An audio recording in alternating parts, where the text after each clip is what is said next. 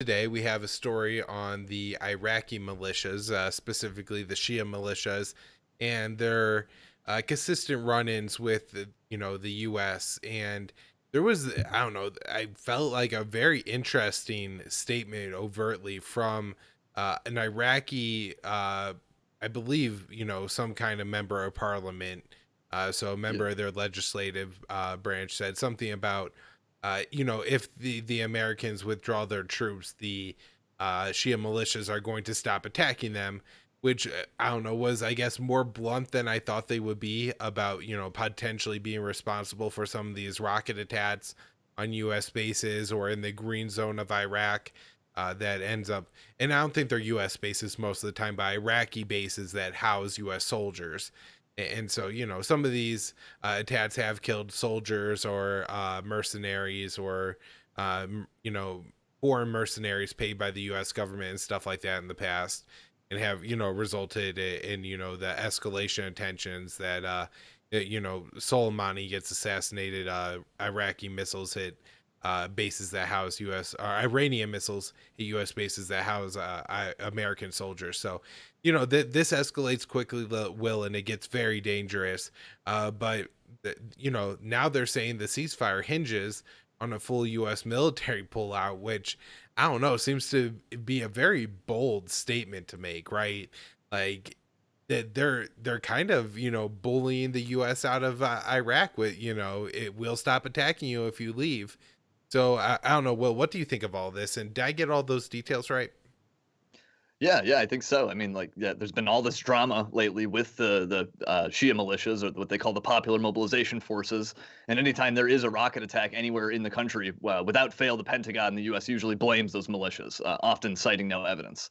But like most recently, they have agreed to this temporary and limited ceasefire, which is supposed to begin today, I think, actually Sunday. Um, because like even if the U.S. isn't always right, every time they blame them for a rocket attack, like the militias do sometimes carry out these attacks. It's certainly they're not like doves or anything. They can fight and they do have rockets and weapons and stuff. But apparently they've agreed to stop those attacks for now, but only if like you're saying, only if the U.S. agrees to this like complete withdrawal. I think they said by the end of the year.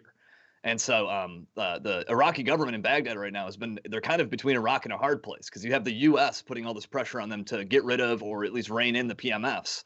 And now you have the PMFs like demanding the Iraqi government by the end of the year negotiate a withdrawal. And so the administration of Mustafa al-Kadhimi, the guy in charge right now, he's kind of he's got a lot of pressure on him. I don't really foresee him, even though the militias they are strong and like they are they're a force to be reckoned with. I don't really see him like going along with their demand here. I expect he will prioritize the U.S. concern.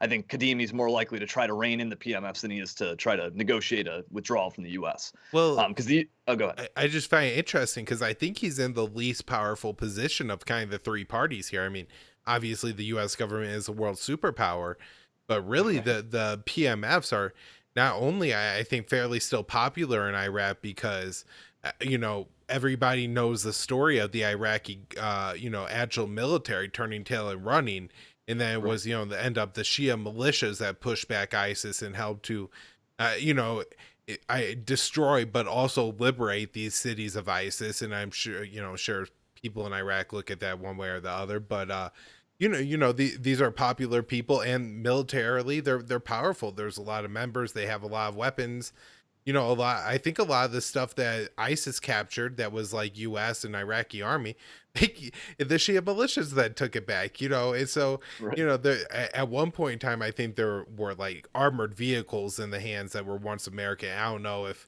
maybe they had to give those back or something, but they're a very powerful group. And so I'm not even convinced that the Iraqi prime minister tries to rein in these Shia militias, that he really has the power, or that it wouldn't come with a lot of bloodshed. Right. Yeah, his ability to rein them in is certainly very limited, as I think we've talked about before on the show. But I don't know. I just think he's more likely to try to do that than he is to like just go along with what the PMS are demanding to get the U.S. out. Although I don't know. Like I think there is maybe some possibility here because we did just see Trump pull out like 2,500 or 2,200 troops from Iraq. I wonder if they could strike some kind of deal that like we'll minimize our presence to this certain amount if the PMFs stop doing, like maybe there is some kind of balancing act they can do here to to figure this out. Obviously obviously you and I want to just see like when they threatened to pull out of the embassy over the PMF attacks, you and I are just like, go ahead, man. Like, oh, like, no, don't, like, please Right, don't. yeah, But that's an excuse. Bye. You know. right. But unfortunately, I don't think the Kadimi administration is down to just see them turn tail like that. Like to them, that is a threat. And so I don't know. Like I would hope to see that like they can work out some kind of arrangement that does see more U.S. soldiers leaving Iraq, for good, hopefully. Yeah, I feel like I'm kind of out on a limb speculating here, Will, but I will say it seems like of either the Americans or the Shia militias, if I were the president of Iraq, I would guess the Shia militias probably present a more immediate threat to my health. The Americans might remove you, but even like a removed, Iraqi president, I'm sure does pretty well, in retirement. Not, you're not living the life of like, a current dictator. You're no Mohammed bin Salman, but at least, you're alive and not brutally tortured. But you piss off the Shia militias too much. Yeah. It's gotten nasty in Baghdad before. Not to be too flippant about, but it could be real ugly. And so I could absolutely see the Iraqi government, and also the Iraqi parliament has passed resolutions saying to the True. U.S. get the hell out. And so it may just be time.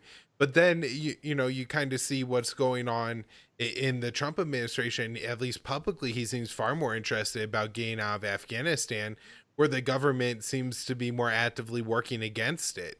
Where Right. I think the Iraqi government is maybe a little bit more. I'm sure they don't want the U.S. to withdraw, over the course of 12 hours.